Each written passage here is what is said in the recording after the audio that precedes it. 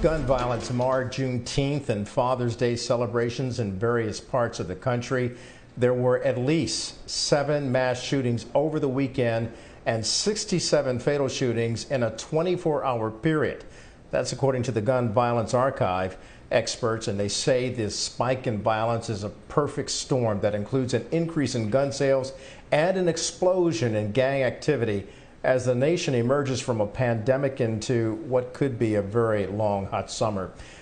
Once again, we are joined now with Georgia State Senator David Lucas. He joins us, and we are also back with Troy Prestwood. It's a pleasure to have both of you. Troy is a political commentator from Washington, D.C. And gentlemen, we'll get right to it. This is a very difficult time right now in our country. We are facing gun control problems, and Republicans, as you know, are pushing back against what voters have decided in the last election on the state level and on the national level. So let's talk about whether Democrats and the Biden administration are being too accommodating, starting with gun legislation. Senator, I'll begin with you. What do you think should be done? Well, you know, we in Georgia passed a bill that basically said that you could not stop anybody and ask them if they were carrying a gun. If you were a police officer and you knew you arrested somebody and they had a felony and you saw something budging out their pocket that looked like a gun, in the state of Georgia, you cannot even go up and ask him whether he has a gun or not unless he commits a crime. Then you can step in. And that's what Republicans passed in the Georgia General Assembly. I call it a Wild Bill Hitchcock and Jesse James running the streets of Georgia. You know, Troy, the senator makes a very good point. Wild Bill Hickok and Jesse James running through the streets is the wild, wild west, and yet we're seeing it play front and center in reality television in our communities across the country, and most of them happen to be communities of color.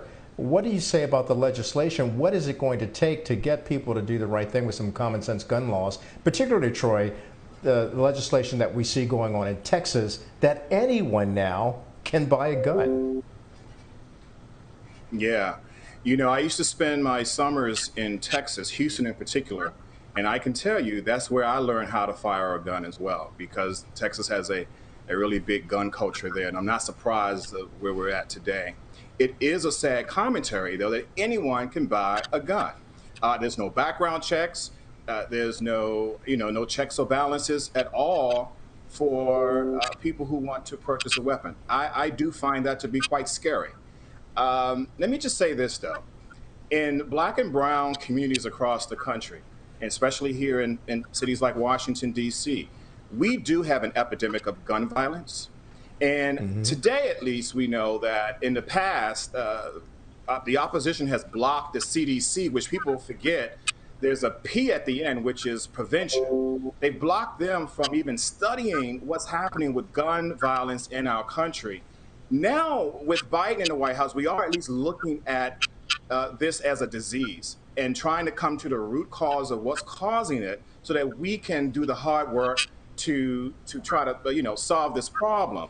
But I am all for common sense gun legislation. I think it has broad bipartisan support across the country, no matter if you talk to Democrats or Republicans, even if you're in the NRA.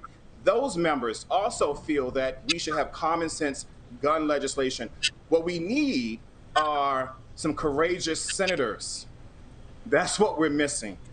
People who are willing, senators who are willing to do the right thing and bring this legislation to the floor so that we can once again protect our children, protect communities, protect mothers.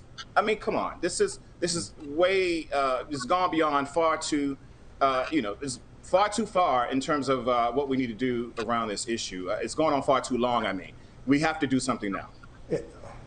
Yeah, Troy, obviously many of us agree with you because there's just too much bloodshed in our country, causing too much heartbreak and pain, and it's getting beyond inner city blues because it's happening in too many rural areas as well. But Senator Lucas, I want to go to you now and talk about voting rights.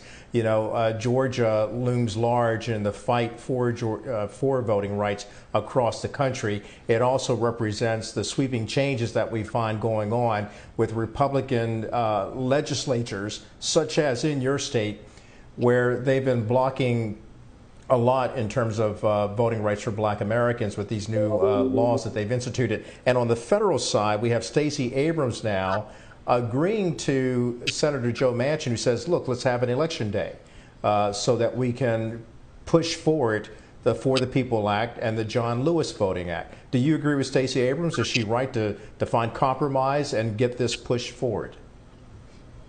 I think we all have to look at compromise. Politics is the art of compromise. But there's been no compromise on the Republican side. In Georgia, the election did not go the way that they wanted it to go. And people of color turned out. And we didn't do it by ourselves. Whites voted against Donald Trump. The lieutenant governor even made a speech and said that the reason they passed the bills that they passed in the Georgia General Assembly is because they believed in the Trump lie. And had Raffensperger had not recorded the conversation with Donald Trump, Trump would have lied on him too. The problem is this. You're talking about power, and power concedes nothing. People got out and voted. We got out and voted in numbers. We registered new voters. Stacey Abrams was part of that get out the vote and registering people of color to vote. And we changed the tide in Georgia. We sent 2 Democratic senators. One, a black for the first time from the state of Georgia in the United States Senate, and a Jewish senator. And they are mad because they did not get the results that they wanted to get. We did not tell them not to go to the polls and vote. Donald Trump told a lot of folks in Georgia, don't go to the polls and vote. You can't trust them. And the big lie has spread, and that's what it's been all about. What they see is people getting together and voting in their interests. And that's what's happening. And they're trying to block that and make sure that they can control the state legislatures as well as the United States Congress and do the damage that they are doing. I think the filibuster needs to be busted up. I really do. I mean, what Donald Trump did is exactly what Rutherford B. Hayes did in the election with Samuel James Tilden back in the 1800s.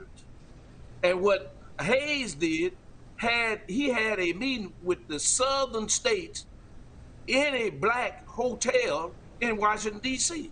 I keep forgetting the guy's name. That I think it was Romney or something like that. He owned the hotel and they had the secret meeting. That's how Hayes beat Tilden, because Tilden was leading him in the South. He's dropping some history right there. I appreciate that. Some history right there, Troy. And when we dig down deep into the history, you go back to Frederick Douglass and how so many presidents actually would travel across to Southeast Washington, to Anacostia, to actually talk to him. But they did the job. They did the work they were supposed to do. They would go talk to one of the leading black men of his time. And now we find that Republicans are no longer talking to us. They're doing what they've done historically through Reconstruction and Jim Crow. They're sidestepping us and not dealing with us face to face and earning our vote. What would be your message, Troy, to the Republicans there on Capitol Hill? We see that Mitch McConnell is drilling down and doubling down and saying debunk racism. Talk to me about it. What are you getting from Mitch McConnell and the Republicans? You just so happen to mention Anacostia, and I live in Anacostia, and right around the corner from the Frederick Douglass House. And so it has very big significance and meaning to me and to us who live here. Let me just say this. Our politics is broken. All the politics in this town just broken, especially on Capitol Hill. I'm old enough to remember a time when it was Tip O'Neill and Ronald Reagan, and they all, they fought like hell, but they at least worked to get something done for the American people. Now everyone is in their corners because they cared about the American people. They won't come out and play. They cared about the American people. Well, sure. In some ways they did. Other ways, we can argue that. But I think what we do see right now is that everyone is in their respective corners and they won't come out and play in the sandbox. It's very childish. Yeah.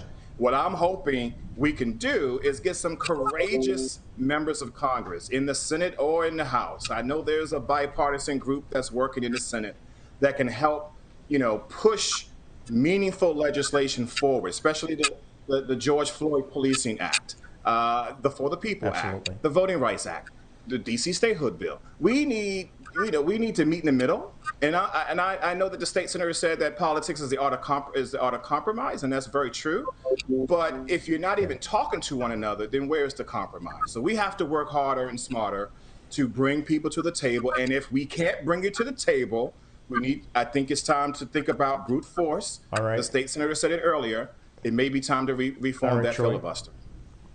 Well, Look, I've got to go. Gentlemen, this has been a very good conversation. Senator, I hear you. You got to come back. You both of you have to come back so we can finish this dialogue. I appreciate you both so much. Senator David Lucas as well as Troy Donté Prestwood. Thank you, gentlemen, for an inspiring conversation and informative. Appreciate you both and your perspective on politics. Thank you for having us. All right, in less than 3 weeks, thousands of dollars in tax credits will be available to parents, and we'll tell you who may qualify for this financial relief next on The World Tonight.